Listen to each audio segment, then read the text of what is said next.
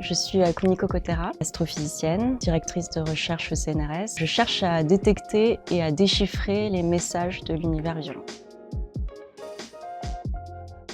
C'est un peu le message aussi de ce livre. Je ne sais pas si on parle beaucoup de cette joie qu'on a à faire de la physique et de la recherche ensemble. L'univers est peuplé d'astres qui vont exploser, jaillir et émettre, ce faisant, une énergie faramineuse. C'est là qu'est la violence de l'univers. Donc c'est ça qu'on essaie de comprendre, cet univers violent, tous les mécanismes qui vont générer cette énergie-là. On a différents objets comme les trous noirs, que beaucoup de gens connaissent, qui vont entrer en fusion. On a aussi des pulsars, qui sont les plus petites étoiles de l'univers.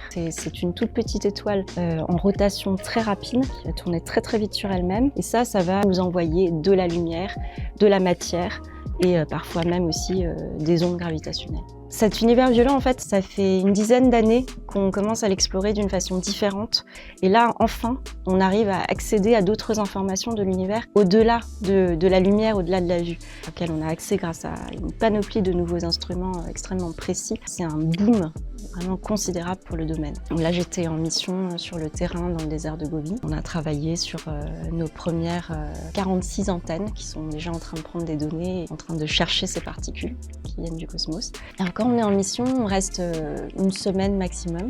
Donc on travaille de 8h du matin à 22h, puis jusqu'au milieu de la nuit. Dans la nuit, on quitte l'écran sur lequel on est rivé toute la soirée, qu'on sort et qu'on voit la Voie lactée comme ça, qui se déroule dans le désert, au-dessus du désert de Gobi. Ça nous reconnecte avec ce sur quoi on travaille. C'est des moments assez émouvants en fait. C'est un peu le message aussi de ce livre. Je ne sais pas si on parle beaucoup de cette joie qu'on a à faire de la physique et de la recherche ensemble, en collectivité, comment les cerveaux se connectent les uns les autres et comment on arrive à poser chacun sa petite pierre. C'est des vrais moments en fait, ça se passe comme ça.